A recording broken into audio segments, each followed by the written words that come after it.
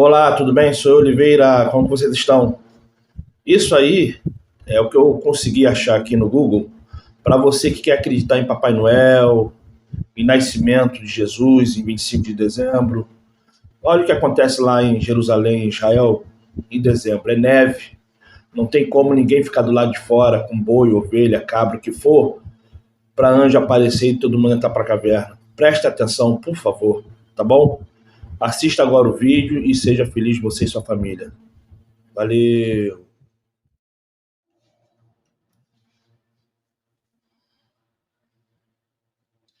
Olá, tudo bem? Sou Oliveira. Como vocês estão?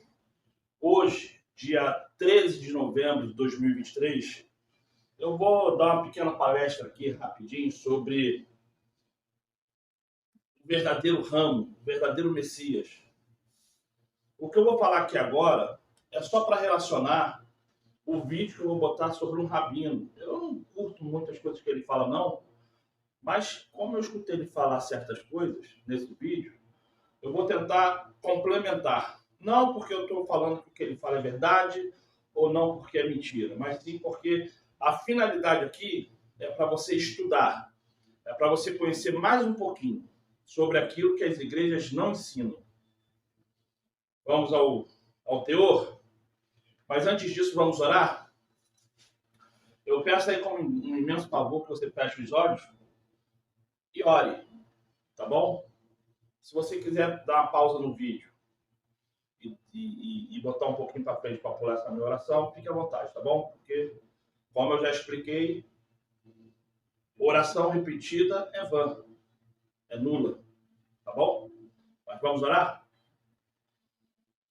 Amado Criador, eis-me aqui, tento me achegar a Ti através da Tua misericórdia e através dessa oração, venho te pedir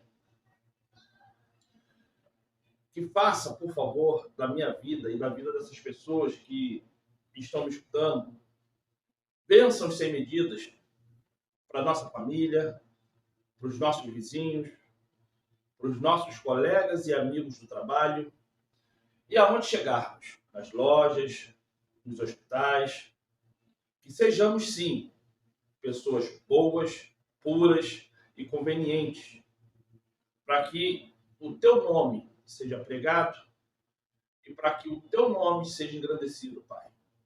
Tire da mente das pessoas a falsa conclusão que paganismo não é paganismo, adoração a três deuses não é paganismo. Por isso que eu te peço que, através de Salvador, derrame sobre mim o teu Espírito Santo, da mesma forma que eu peço para essa pessoa que está me enxergando agora, escutando minha voz. Clama a ti, Pai, misericórdia sobre minha vida. Que o que eu vou falar aqui não seja de mim, mas de ti. Assim seja, muito obrigado, assim seja, Pai. Muito obrigado. Então, eu vou pedir para que você vá agora no livro de Ruth. O livro de Ruth é o sexto livro da Bíblia. Vem o Pentateuco, tá? Que é Gênesis, Êxodo, Números, Levítico e Deuteronômio. Tá? E depois vem Juízes e depois Ruth. Tá bom? É bastante simples. É só você procurar aí que você acha. A Bíblia, ela não é difícil de entender. Mas para você entender a Bíblia, você tem que parar de ser religioso. Você tem que parar de acreditar que a Bíblia é aquele livrinho que o seu pastor ou o seu ancião prega para você. Então, já achou o livro de Ruth? Ruth, capítulo 4.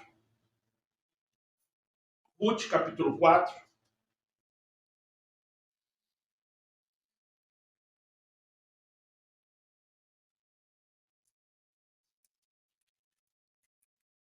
Estou com o ventilador ligado aqui. Só eu mesmo, para ligar o ventilador e querer ler Bíblia. Ruth, capítulo 4, versículo... Deixa eu ver se eu começo do 16 ou 17. Calma aí.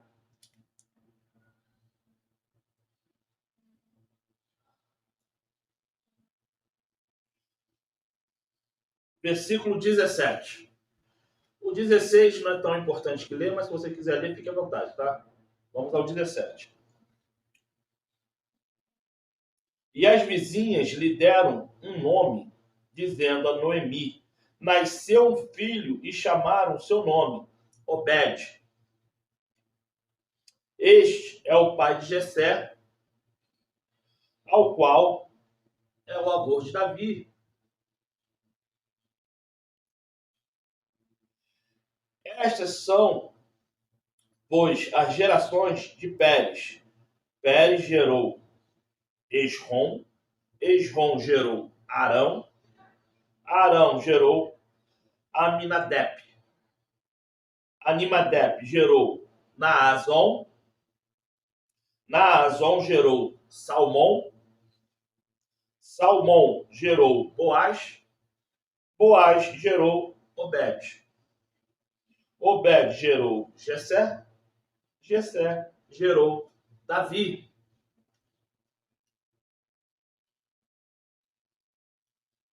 O que eu quero que você entenda sobre o que eu vou falar aqui agora? Muitos querem discordar que o Salvador, o qual você conhece com esse nome pagão de Jesus, ele não é o Messias. Outros falam que sim, outros falam que não. Mas, na verdade, sabemos que a Bíblia é um livro que foi escrito para católicos. Quem fomentou e fez a Bíblia foi Roma. Então, todos esses nomes que eu acabei de ler aqui, eles vêm num paganismo e ainda por cima vêm no latim. Tradução, tradução não quer dizer que a forma que está sendo dito, o nome está correto ou não. Muitos falam que Pedro significa pedra. Mas o que tem a ver o Pedro com a pedra? Então, o que acontece? Eu quero só que você leia em 1 Coríntios. 1 Coríntios. O seguinte. Vamos lá em 1 Coríntios? 1 Coríntios, capítulo...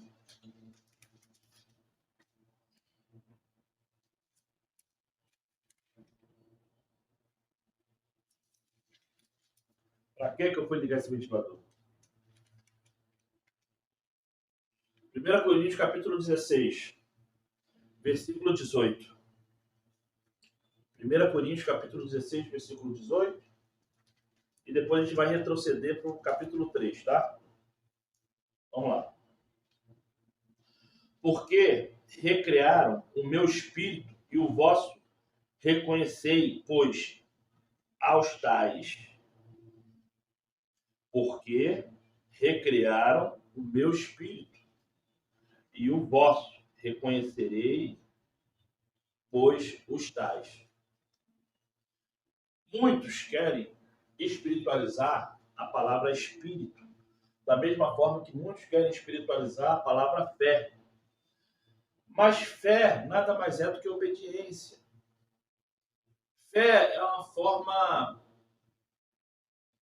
forma adulterada pelo sistema de romantizar o ato de você ser obediente ao Criador. O nosso reconhecimento como cristão, que eu também abomino esse nome cristão, mas eu estou falando para você entender assim, é a nossa obediência naquilo que o Criador mandou fazermos. Então, quando você chega e você observa a 1 Coríntios, capítulo 16, versículo 18, você lê o seguinte, de novo.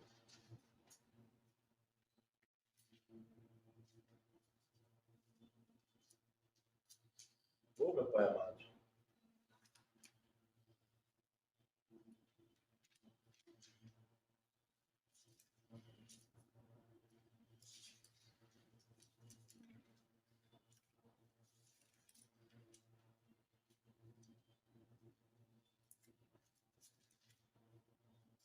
Desculpas aí, gente. 16, 18, vamos lá. Porque recrearam o meu espírito e o vosso reconhecei, pois os tais. Isso é, dentro dessa sabedoria, o que é recriar, refazer, repor o espírito? É mudar o seu conceito de vida, mentalmente falando, de entender o que é errado e mudar suas atitudes por causa do Criador. Então, aquilo que eu observo naquele irmão, o que está de bom e certo na vida dele, eu vou recriar na minha vida, para o que é bom e certo. Mas mesmo assim, eu volto a falar, o que tem a ver com o que eu estou falando com a questão do Messias? Só para você ter a noção do que eu vou falar aqui agora. Rebento, tronco, ramo, tudo isso tem a mesma morfologia, que significa aquilo que se produz ou fruto ou produto. Isso é o que o dicionário fala sobre o rebento, o ramo, do que está escrito lá em Isaías, capítulo 1, versículo 11, que eu não vou ler, porque está sendo também explicado isso nesse vídeo que eu vou botar depois do que eu falar. No Evangelho, vamos lá em 1 Coríntios, capítulo 3. Eu vou ler rapidinho, porque eu quero acabar com isso aqui, senão vai ficar muito estendido. 1 Coríntios 3.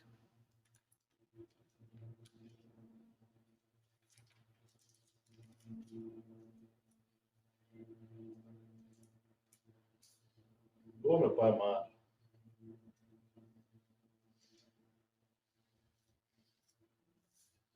Primeiro Coríntios capítulo 3, versículo 16. Porque quem... 16. Não sabeis vós que sois o templo do Criador e que o Espírito do Criador habita em vós? Se alguém destruir o templo do Criador, o Criador o destruirá, porque o templo do Criador, que sois vós, é santo. Por isso que eu estou falando para você que a mudança é aqui, não aqui. No meu caso é aqui. Eu estou botando aqui para ser seu esquerdo, mas o meu esquerdo é aqui. Então, o que acontece? Quando você observa e entende, a primeira coisa que você faz é o seguinte: quem é o Messias? Por que que o magnetismo, por que o ramo, a videira, o rebento, não se fez como está escrito lá em Isaías? Por quê? Por que que houve uma mudança? Por que que o plano houve-se a mudança? Porque lá em Isaías fala que ele vai unir e trazer paz. Como rei, ainda vivo.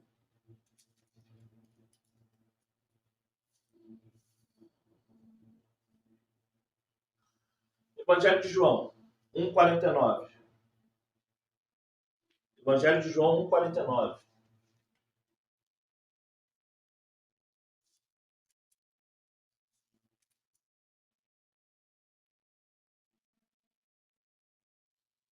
Natanael respondeu, disse-lhe: Rabi, tu és o filho do Criador, tu és o rei de Israel. Hebreus 6,20.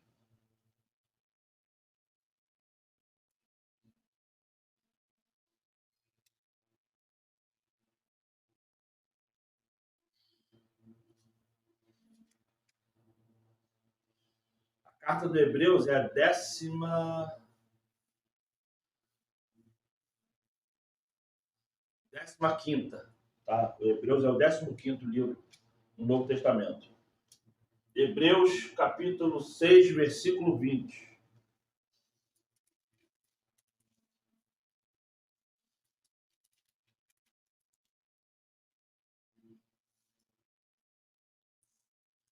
Onde o Salvador, nosso precursor, entrou por nós, feito eternamente sumo sacerdote, segundo a ordem de Melquisedeque. João fala que é rei, Hebreus fala que é sacerdote. Ele uniu o Estado e a igreja. Ele foi rei e sacerdote. Isso quer dizer que ele é o Messias. A única coisa que ainda não se entende, por que morreu. Mas, dentro dessa responsabilidade, caso você queira aprender mais, outro vídeo, outro momento, eu até posso fazer. Mas, nesse momento, eu quero que você veja o lado dos judeus. Por que eles falam que o Salvador, que você conhece como esse nome pagão imundo, Jesus, não é o Messias? E quando ele fala, você entende que realmente não é. Mas aqui no Novo Testamento, lembrando, é uma Bíblia feita para católico. Eles mudaram muita coisa, principalmente os nomes. Fala-se que ele é rei, sacerdote, uniu o povo. E numa nova consciência, as pessoas estão mudando para um mundo de paz. Porque a sua conversão, a minha conversão, é aqui, na mente. Não tem nada a ver com o espiritual. A minha conversão e a sua conversão é quando conseguirmos um ao outro olhar e tratarmos um ao outro como irmãos, sem rancor, sem mágoa, sem ódio, sem falsidade. Um não querendo roubar o outro, um não querendo matar o outro. Porque a mudança é aqui, aqui, aqui. Fé significa obediência. Não significa outra coisa. Significa obediência. Então agora eu vou deixar você ver o próximo vídeo, que é um judeu falando. Não sou fã dele, mas tem coisas que ele fala que é muito importante a gente escutar e estudar. E, principalmente, que isso é muito importante, pega esse vídeo, compartilha no seu grupo de amigos, compartilha no seu grupo religioso, compartilha no seu grupo de amigos, se inscreva no canal e faça comentários. Escreve aqui embaixo qual é a cidade, o bairro, o estado que você mora. Tá bom? Não põe os três, não.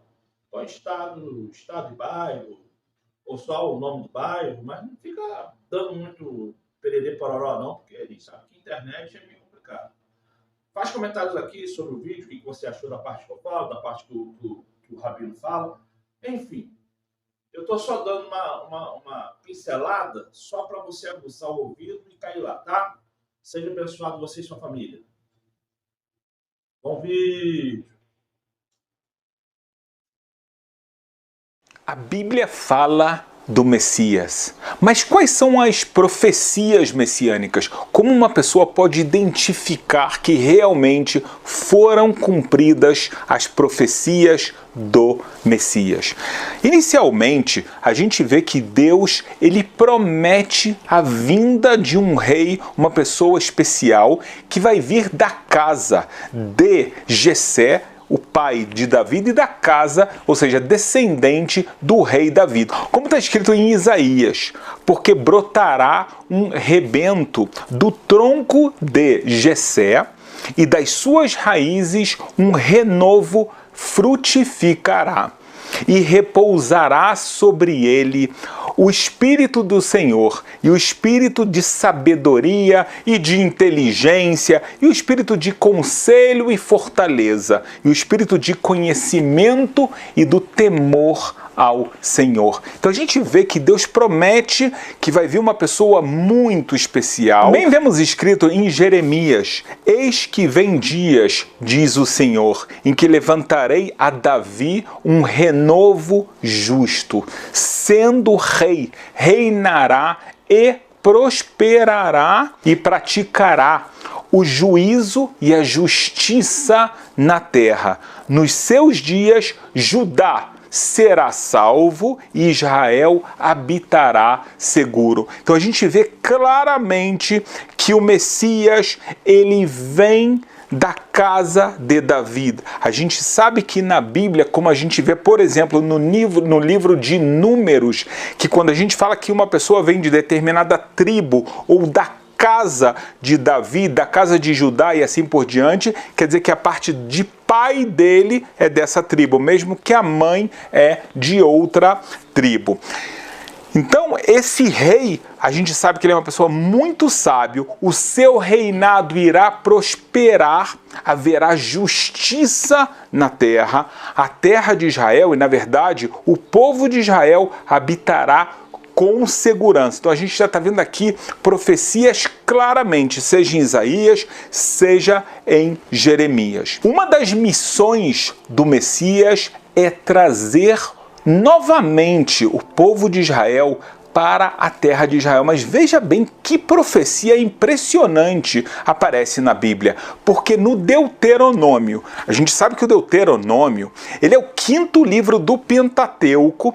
O povo de Israel ainda não entrou na terra de Israel, isso vai acontecer só no livro de Josué, mas Deus já fala para a gente que o povo de Israel, ele irá sofrer uma diáspora, ele irá se afastar por todas as partes do mundo. E Deus, ele promete que ele fará o povo de Israel retornar, mesmo dos lugares mais distantes do mundo, até mesmo espiritualmente, e todos voltarão a viver em Israel. E essa missão que aparece no Deuteronômio será confiada exatamente ao Messias. Nós vemos isso no livro de Jeremias 23, onde está escrito: portanto, eis que vem dias, diz o Senhor, em que nunca mais dirão. Veja que coisa curiosa. Vive o Senhor, ou seja, viva Deus, que fez subir os filhos de Israel da terra do Egito. Mas, agora, em vez de louvar a Deus que tirou o povo de Israel da terra do Egito, qual vai ser o louvor a Deus? Vive o Senhor, que fez subir e que trouxe a geração da casa de Israel da terra do norte e de todas as terras para onde os tinha arrojado, e habitarão na sua terra. Então essa é uma profecia no final dos dias que o Messias terá que cumprir. Deus ordena que a diáspora irá terminar. A gente sabe até mesmo que na época de Jeremias, a diáspora que houve é uma diáspora pequena, era só na Babilônia. Não estava em todas as terras e todos os lugares como estão hoje em dia.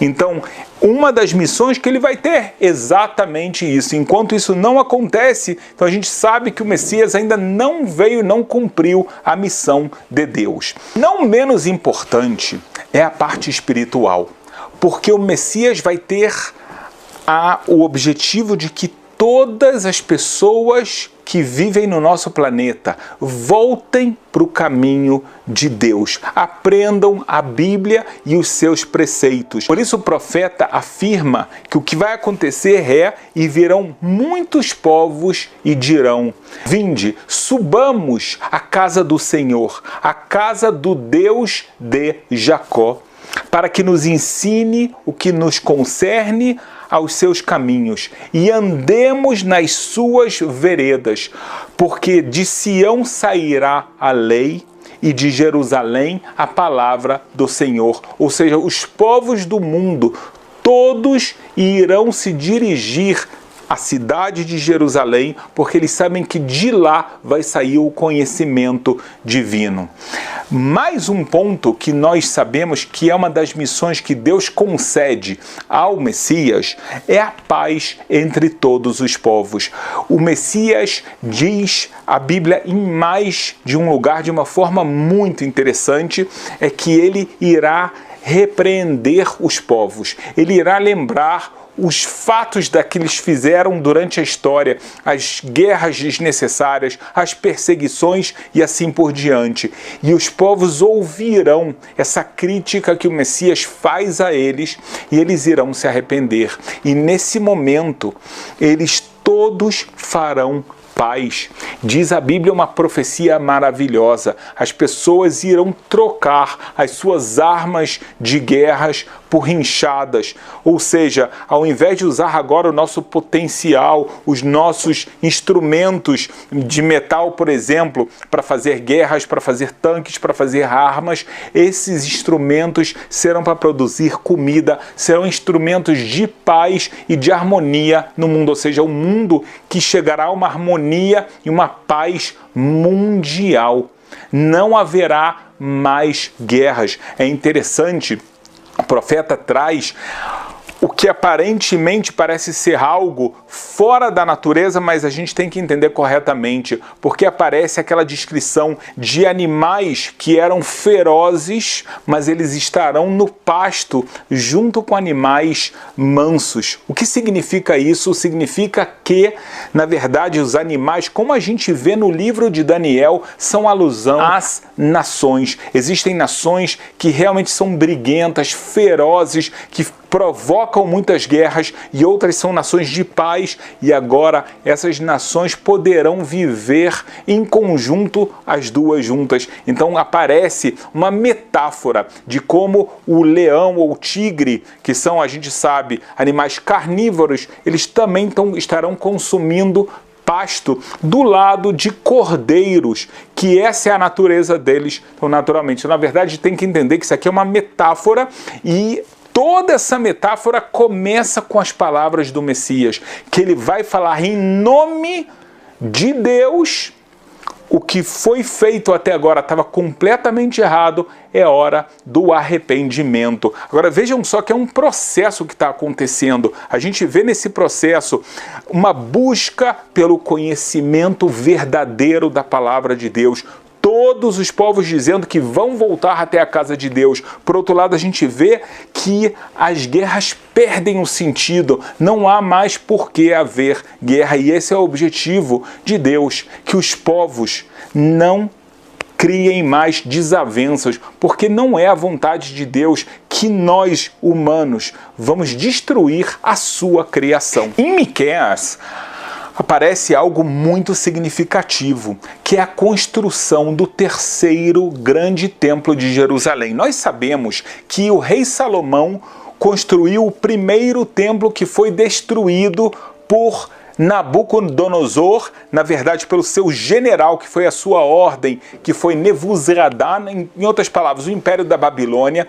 Depois tivemos um segundo grande templo, que foi reconstruído por Esdras e Neemias, porém ele foi destruído pelos romanos. Mas Deus, em Miqueias, existem outros lugares na Bíblia, ordena o Messias da seguinte forma: mas nos últimos dias acontecerá que o monte da casa do Senhor será estabelecido no cume dos montes e se elevará sobre os outeiros, e concorrerão os povos, todos os povos irão querer ir para lá, como nós já falamos, e irão muitas nações e dirão: vinde e subamos até a casa do Senhor, até a casa do Deus de Israel. Então, o grande templo de Jerusalém será restabelecido. A gente vê aqui mais uma profecia que obrigatoriamente tem que acontecer. O Messias também, ele irá ensinar todas as nações do mundo que existe um só Deus. A Bíblia afirma categoricamente: escuta, Israel,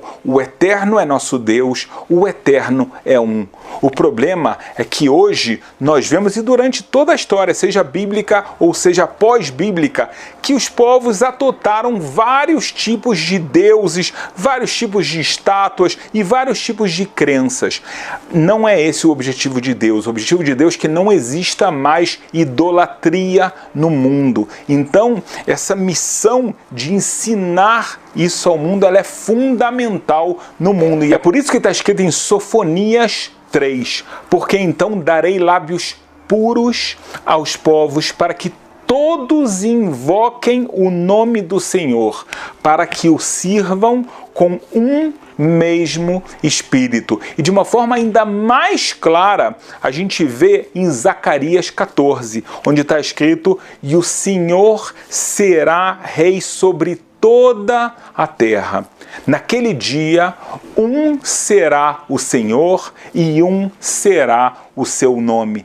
Todos os povos da terra vão entender que existe um Deus e todos chamarão esse Deus pelo mesmo nome. Irá acabar a confusão. Será que Deus é esse nome, é esse personagem ou assim por diante? Nós vemos que parte dessas profecias estão ocorrendo nos dias de hoje. Profecias que falam da volta do povo de Israel, como nós falamos, vindo de todas as partes do mundo depois de 2000 anos de exílio. Não existe outro povo no planeta Terra com uma história igual. Um povo que ficou afastado da sua terra por tanto tempo, mas nunca esqueceu, na verdade, a sua origem, o seu lugar onde ele pertence. Também profecias que falam que novamente nós iremos ouvir as vozes de alegria do noivo e da noiva, vozes das crianças que estarão brincando nas ruas de Jerusalém. Então a gente começa a ver as profecias bíblicas acontecendo. A gente entende que a vinda do Messias é eminente, e é eminente porque esse é o objetivo de Deus: trazer um rei com imensa sabedoria, um rei com uma imensa capacidade de fazer o mundo todo aprender que existe um Deus, existem os preceitos que Ele dá para toda a humanidade, cada um aquilo que concerne a Ele, e Ele ensinará isso a todos os povos, levando esse mundo a uma perfeição, a uma paz de espírito, em um lugar onde a presença de Deus pode novamente se manifestar de uma forma muito intensa. Será que você está estudando o capítulo 53 de Isaías da forma correta? O que eu posso te falar é que se você estudasse esse livro baseado no hebraico bíblico, você ia perceber que existem muitas traduções erradas ou distorcidas, e além disso, esse capítulo ele é estudado fora de um contexto. Então isso traz certamente interpretações erradas, como eu vou te mostrar agora. Tá? É muito importante você ficar até o final para você conseguir entender tudo aquilo que a gente está falando, com as provas muito claras da forma que nós temos que estudar toda a Bíblia, ou seja, saber que a tradução pode estar errada. Até mesmo a gente vai trazer aqui que já hoje em dia existem traduções para o português que mudaram as traduções feitas há anos atrás por perceber que elas não se sustentam de verdade. E se isso vale para a Bíblia toda, vale muito mais ainda para o capítulo 53 de Isaías. Então, esse capítulo, na verdade, é um capítulo muito poético que fala sobre o servo de Deus. Em hebraico, se chama Eved de Hashem, então seria o servo de Deus. A tradução literal, um pouco melhor que servo, seria escravo, e você já vai perceber que aqui há um problema na tradução pelo menos quando você pega as traduções em inglês, em que aparece servant, que seria serviçal de Deus. Existe uma diferença muito grande entre um escravo e um serviçal. Aqui no capítulo 53, a gente vê a expressão Eved. Eved é a mesma expressão que você pode olhar lá no livro de Êxodos, que eram escravos, o povo de Israel era escravo no Egito, então está escrito que eles eram avadim. Um escravo é uma pessoa que está completamente dedicada ao seu mestre. Ele está completamente subjugado, ele não tem o poder dele. Um serviçal, como diz o nome, é uma pessoa que está servindo a outra pessoa, mas ela não está completamente subjugada. Então, aqui a gente já vê um erro de tradução, mas ele não é o mais importante, como você vai ver já já. Então, muitas pessoas aqui falam, ok, então está tratando do servo de Deus. Existem, na verdade, em Isaías 4 capítulos que tratam sobre o servo de Deus. Isaías 53 é um dos 4. Agora, as pessoas falam assim, então, já que eu estou tratando do servo de Deus, então eu estou tratando de uma pessoa, verdade? E aqui já a casa vai cair. Por quê? Na verdade, são dois argumentos. O primeiro argumento, que se eu estou falando do servo de Deus, eu estou falando de uma pessoa. Número 2, a gente está vendo que os versículos aparecem no singular, o que prova mais ainda que eu estou falando de uma pessoa e não estou falando de um povo inteiro. Vamos tentar analisar essas duas questões em separado. A primeira questão que a gente vai trazer é sobre o termo servo de Deus. Esse termo aparece inúmeras vezes em Isaías. Desde o capítulo 40, tá? Até o 53, a gente vai ver muitas vezes esse termo. E a quem ele se refere? Então, antes de eu estudar 53, Isaías 53, veja as fontes que eu vou te trazer. Em Isaías 41:8 está escrito: você, meu servo Israel.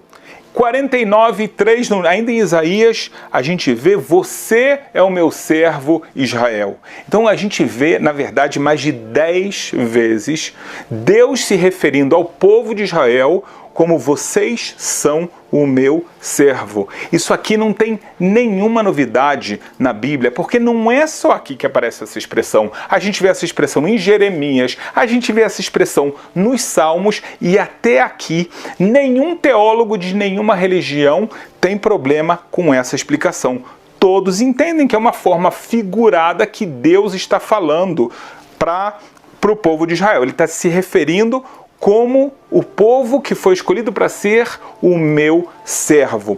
Não é a única vez na Bíblia também que a gente vê o povo todo recebendo um nome de algo singular, porque no próprio Isaías 54, o povo de Israel, ele é comparado a uma mulher que está viúva, uma mulher que não tem filhos, e assim por diante. Em algum momento, toda essa situação irá se transformar. Então, ele vai se transformar num povo que tem muita bênção, num povo que estava sofrendo numa situação muito ruim. De repente, Deus fala: alegre-se, viúva, pode ficar feliz, porque novamente você vai ver os seus filhos, e assim por diante. Então a gente vê a forma como Deus se relaciona como servo, como viúva, são formas que o profeta utiliza, e não somente Isaías utiliza, para tratar do povo de Israel. Por que são feitas essas metáforas? Exatamente porque são metáforas. Existe a metáfora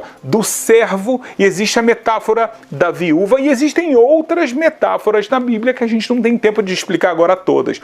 Mas fica muito claro, por exemplo, a ideia do servo, que vocês foram criados para mim, para que sejam os meus escravos, os meus filhos que vão trabalhar para mim incondicionalmente. Essa é a missão de vocês.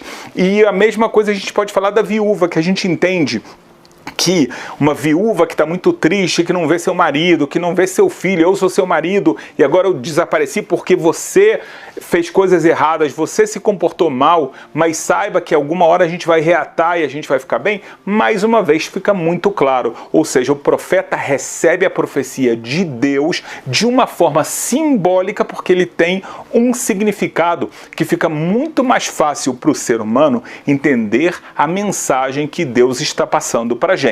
Se é assim, não faz o menor sentido você falar que do capítulo 40 em diante a gente está falando do servo Israel, como eu acabei de mostrar para você, porque está explícito, e de repente no 53 eu mudo. Olha, agora eu mudei de servo, eu só esqueci de te avisar que agora o servo é outra pessoa, não é mais um povo, é uma só pessoa. Eu também não vou te explicar que pessoa é essa.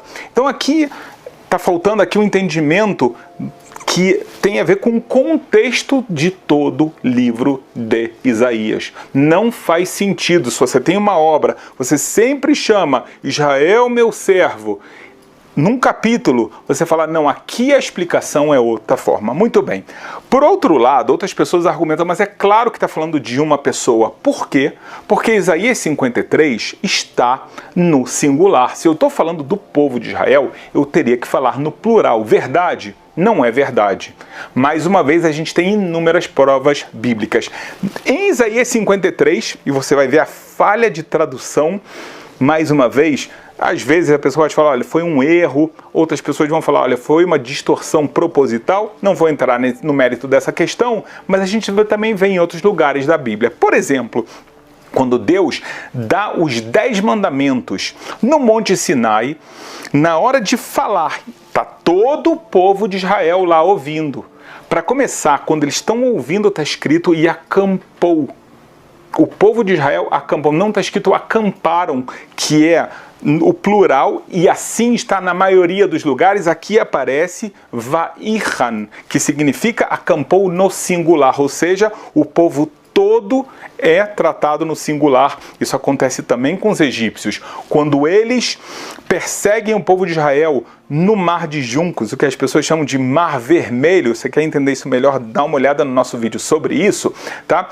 Eles são considerados agora também no singular. E os egípcios, o hebraico bíblico, Nosea, viaja atrás, ou seja, estão perseguindo, mas no singular, o povo de Israel. Então eles são tratados como um povo, mas aí você trata um povo só, mesmo que são os egípcios. Então não é só o povo de Israel que é chamado assim, mas os próprios 10 mandamentos. Você vê que Deus está falando com todo o povo e a linguagem está no singular. Então aqui é um dos exemplos que a gente pode trazer dentro de vários outros exemplos. E daqui então a gente entende que mesmo que a maior parte, não toda, mas a maior parte da linguagem em Isaías 53 se encontra no singular, não significa que ele está falando para uma pessoa, muito pelo contrário. Como eu falei para vocês, existem outras várias passagens que Deus utiliza o singular para falar do povo de Israel. Muito mais se eu já entendi que esse povo agora aparece com a metáfora do servo. Então o servo é uma pessoa, mas para que ninguém ficasse em dúvida, o profeta também colocou o plural no meio, o que a tradução não colocou, como eu vou te mostrar agora. No versículo 8, tá, no capítulo 53, a tradução em português fala assim: da opressão e do juízo foi tirado, e quem contará o tempo da sua vida? Porquanto foi cortado da terra dos viventes, e aqui tem mais um erro de tradução, e pela transgressão do meu povo ele foi atingido. Terceiro erro de tradução no mesmo versículo. Um versículo com 3 erros de tradução que fazem você entender todo Isaías de forma errada. Mas o que eu vou trazer agora para você é que o hebraico bíblico, ele fala que a transgressão do pecado atingiu vocês. O hebraico bíblico fala lamo. Não está escrito lo, que seria para você, teria ter atingido. A expressão é lamo, que isso em toda a Bíblia é utilizado para o plural. Qualquer pessoa, a mesma coisa que você falar em português, a palavra eles, e você falar que eles é singular, é claro que não pode ser. Então a palavra no hebraico bíblico lamo é uma palavra utilizada, ou seja, a transcrição que vai afetar vocês. E se você está falando de uma pessoa, você não pode falar uma pessoa no plural, você pode fazer o contrário. Você pode falar que um grupo de pessoas, você pode usar o singular. Mas para uma pessoa você utilizar o plural, isso é inconcebível na Bíblia e em qualquer outra língua. A verdade é que até mesmo existem vários versículos que Deus traz através do profeta a linguagem no singular e a linguagem no plural. E você entende então que é claro que ele está falando de um grupo de pessoas, porque ele está usando singular e plural. Então, por exemplo, vou te trazer o versículo que fala, Isaías 54. Toda ferramenta preparada contra ti não prosperará. Estamos no singular até agora. Toda língua que se levantar contra ti em juízo e etc. Essa é a herança dos servos do Senhor e sua justiça que vem de mim. Então você vê que o versículo ele começa falando de singular e logo depois ele fala, essa é a herança de vocês. Isso vai acontecer com você e essa é a herança de vocês. Então fica claro que ele no começo está falando do servo como no singular e logo depois ele trata no plural. Não é o único exemplo, tá? Ainda no versículo 10, vós sois as minhas testemunhas, diz o Senhor, e o meu servo. E é claro que ele está tratando da mesma pessoa. Fala, vocês são as minhas testemunhas e vocês são o meu servo. Fica claríssimo que você está falando de várias pessoas que, no caso, também representam uma só pessoa, porque a gente está falando de um só povo. Então, a gente aqui respondeu até aqui duas perguntas muito importantes. Será que Isaías 53, ele está falando de que servo, não de serviçal? De que servo ele está falando? E por que ele está usando o singular? Então não significaria que ele está falando para uma pessoa só? Então nós trouxemos claramente que todo Isaías traz servo, o servo Israel. 2, a linguagem no singular, a gente vê que, por um lado, ela é utilizada várias vezes na Bíblia, mesmo para falar de várias pessoas do mesmo povo. A gente trouxe o caso no Monte Sinai, trouxemos o caso dos egípcios, trouxemos o próprio Isaías e trouxemos mais algo que é muito interessante. A falha de tradução mostra pra gente que existem versículos em Isaías que, na verdade, eles estão escritos no plural, mas a tradução em inglês, a tradução em português aparecem, infelizmente, no singular. Eu falei para você, eu não vou entrar no mérito porque essa tradução foi feita assim, mas qualquer pessoa que aprende o hebraico bíblico percebe esse erro claramente. Se fosse para falar de uma pessoa que a gente até desconhece quem é essa pessoa, então teria também que entender Isaías 54 dessa forma. Então ele está falando, agora eu estou falando de um servo que vai acontecer isso. E é interessante que é claro que 54 é continuação do 53. Aí ele traz esse servo que ele é uma pessoa, uma mulher estéril. E quem é essa mulher estéril? Se eu tenho que entender da mesma forma que eu entendi o 53, fora do contexto, é como se fosse uma profecia completamente isolada, e está falando só de uma pessoa, apesar de que também no capítulo 54, essa mulher estéril aparece também no plural, ou seja, na verdade está falando por um grupo de pessoas, mas se eu não soubesse o hebraico bíblico, ainda assim, então quem é essa estéril? Porque eu vou interpretar 53 de uma forma e vou interpretar 54, aí eu não sei, eu volto para a interpretação que todos concordam que começa no capítulo 40, que na verdade começa em todo o livro de Isaías. Não faz sentido. Não faz sentido também se eu entendo que o capítulo 53, ele é a continuação do 52. Isaías faz uma profecia, né, um capítulo, outro capítulo e assim por diante. E no capítulo 52, Isaías fala claramente que eu estou falando para o povo de Israel. Aqui a gente vê muita expressão servos e vocês têm uma missão. E é interessantíssimo, porque se você pega Isaías 52, qual a missão? Vocês vão transmitir para todos que eu sou o Deus, não tem um Deus depois de mim, eu sou o primeiro, eu sou o último, né? Outra expressão que aparece em Isaías, e essa é a missão de vocês. Então, se você agora tentar explicar de outra forma, seria uma contradição terrível ao que acontece no Isaías 52, quando Deus fala a missão de vocês, meus servos, exatamente mostrar para todo mundo que existe um só Deus e não há outro além de mim.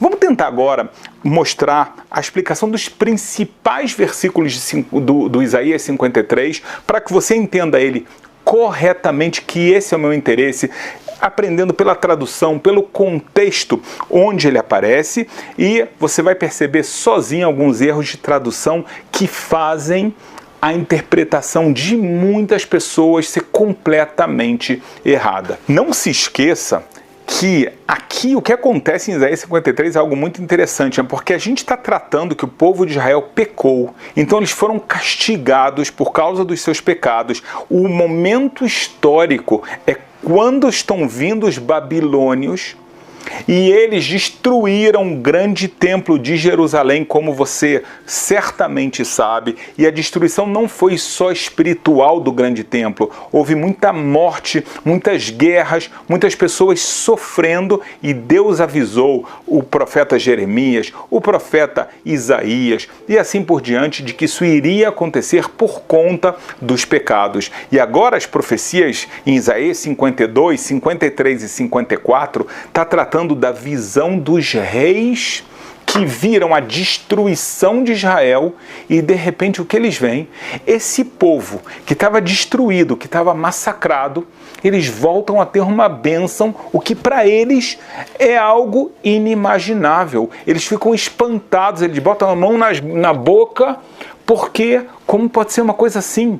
Aquele povo que parecia que estava morto, que estava destruído, de repente ele se reergueu. Então é importante você entender que é disso que Isaías está tratando, tá? Nesses capítulos, fica muito claro. Então agora vamos entender. O versículo 1 ele fala assim: quem deu crédito à nossa pregação e a quem se manifestou o braço do Senhor? Então, aqui a gente vê que é a continuação do que a gente viu em 52, que os líderes, os reis do mundo, eles falam como quem iria acreditar de que isso está acontecendo, isso que a gente está ouvindo agora, depois do que a gente viu acontecer. E aí Deus usa, uma das expressões muito fortes que ele usa, é que ele vai usar quem se manifestou, né, no braço do Senhor. A palavra braço, na verdade, é um músculo, tá? Porque em hebraico bíblico está escrito zroa. E se você volta para o livro de Êxodos, você vê que o povo de Israel foi tirado do Egito com braço forte, na verdade com músculo forte, músculo estendido, ou seja, Deus demonstrou sua força no mundo. É claro que Deus está usando algo simbólico, Deus não tem corpo, não tem mão, né? Ele é muito mais do que isso, e ele utiliza isso para mostrar quando ele intervém no mundo de uma forma muito forte. E é isso que ele está falando então. Eu estou aqui intervindo com a minha mão no povo de Israel. E é por isso que os líderes do mundo não conseguem entender. Meu Deus, agora que eu estou vendo a mão de Deus, só isso é o que poderia salvar eles, da mesma forma que aconteceu no Egito. Eles eram escravizados, nenhum escravo tinha como fugir do Egito, era a maior potência, e Deus utiliza a mão dele, o músculo dele, essa é a manifestação que ele traz para a gente, para mostrar essa salvação. No versículo 3 está escrito assim: era desprezado e o mais indigno entre os homens, homem de dores, experimentado nos trabalhos, e assim, né, muito desprezado. Aqui a gente vê o que está escrito em várias partes da Bíblia. Por exemplo, Neemias 3:36, Isaías 49:7, Isaías 60:15, Salmos 44:14, de que o povo de Israel ele é desprezado, ele é mal visto e por isso ele vai ser maltratado. A gente viu que isso aconteceu inúmeras vezes na história. Ele é considerado um pária. Isso pode ser na Inquisição, pode ser no Holocausto e pode ser até mesmo nas Nações Unidas, como já aconteceu. Então a profecia de Isaías, infelizmente a gente viu ela acontecendo, o povo de Israel sendo desprezado. E a linguagem do hebraico bíblico, quando fala e está sendo desprezado, fica claro que não é desprezado por 2 horas, é desprezado por várias e várias gerações por causa da situação terrível que ele se encontra. Mas o versículo 5 traz um problema gravíssimo de tradução. A tradução diz assim: mas ele foi ferido pelas nossas transgressões e moído pelas nossas iniquidades. O castigo que nos traz a paz estava sobre ele e pelas suas pisaduras fomos sarados. Então as pessoas traduzem, olha só, então esse servo, ele está pagando pelos nossos pecados, pelas nossas transgressões. Mas o hebraico bíblico não suporta essa tradução.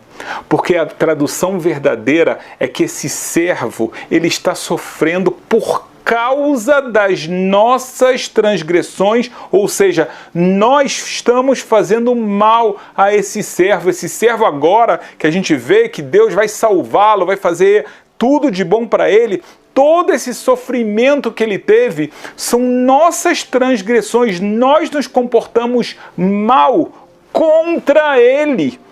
E é daí que vem o sofrimento dele. Ou seja, não é porque nós pecamos e agora ele vai pagar esses pecados. Não é isso que está escrito no hebraico bíblico. Para quem conhece bem, se você lê a letra mem, ela muda todo esse significado. Alguém na hora de traduzir tirou a letra e por isso a tradução está errada. No versículo 7 você fica claríssimo que está falando do povo de Israel por outras alusões bíblicas, porque está escrito, ele foi oprimido, mas não abriu a boca. Ou seja, na hora que eles estavam sendo assassinados e tudo mais, ele não abriu a boca, ele não reclamou, como acontece com outras pessoas que quando são assassinadas, reclamam, xingam, abrem a boca e tudo mais. Como um cordeiro foi levado ao matadouro e como a ovelha muda e assim por diante. A ideia de como um cordeiro foi levado ao matadouro, isso lembra a alusão ao Holocausto, que falam que eles foram como os cordeiros para os campos de concentração, para as câmaras de gás e assim por diante. Mas isso também aparece no livro de Salmos, a mesma expressão de que vocês pecaram e por causa desses pecados serão levados como cordeiros, tá, dentro do rebanho e assim serão sacrificados. Então, Isaías certamente conhecia os Salmos, ele utiliza a mesma expressão para falar, olha, uma vez que vocês pecaram, então o que aconteceu na história de vocês, o que vai acontecer na história de vocês é que vocês vão para o matadouro como ovelhas, como vocês já conhecem do livro de Salmos. Então essa aqui é a alusão, e o cordeiro, quando ele vai de uma forma, tranquila, ele não está berrando, ele não está gritando, ele não está reclamando, tá? Então fica claro a alusão ao povo de Israel. O versículo 10, vai ser o último versículo que a gente vai ver agora, mais uma vez ele deixa muito claro que a gente não está falando de uma só pessoa.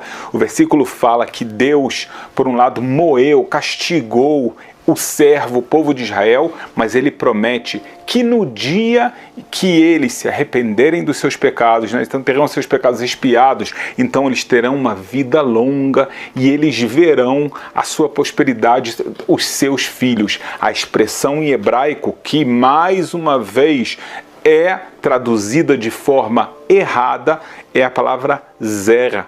Você verá a sua semente. Quando a Bíblia fala a palavra zera, semente, são os filhos naturais que uma pessoa tem. Você pode ver isso no livro de Gênesis 12:7, no livro de Gênesis 15, de 2 a 4, você pode ver no Êxodos 28:43. Às vezes você pode ver a palavra banim, que significa filhos, no sentido literal e no sentido espiritual, mas a palavra zera, semente, sempre é usada na Bíblia para filhos naturais, filhos físicos, não está se falando de filhos espirituais. Além disso, essa vida longa está se referindo que o povo de Israel vai ser um povo que vai durar muito tempo, né? Ele vai viver para a posteridade. Não é um povo que começa e acaba, como a gente vê a história de várias e várias nações. Os gregos antigos, os egípcios antigos, né? Os egípcios que a gente tem hoje não são os mesmos. Mesma coisa os romanos e os gregos. E o povo de Israel, ele vai ter vida longa, porque mesmo que ele pecou, ele foi castigado, mas Deus irá perdoá-lo, então vai abençoá-lo. Então a gente vê claramente que Isaías 53, a forma correta de estudá-lo é você aprender o hebraico bíblico, entender o contexto, entender que não pode ser que Isaías passa um livro todo falando do seu servo Israel e de repente ele muda de assunto, fala de uma coisa completamente diferente. Isaías 53 não é algo independente, está ligado com 52, está ligado com 51, está ligado com o que vem depois, 54 e assim por diante. E esse é o entendimento correto que você tem que ter para você poder aprender a palavra de Deus corretamente.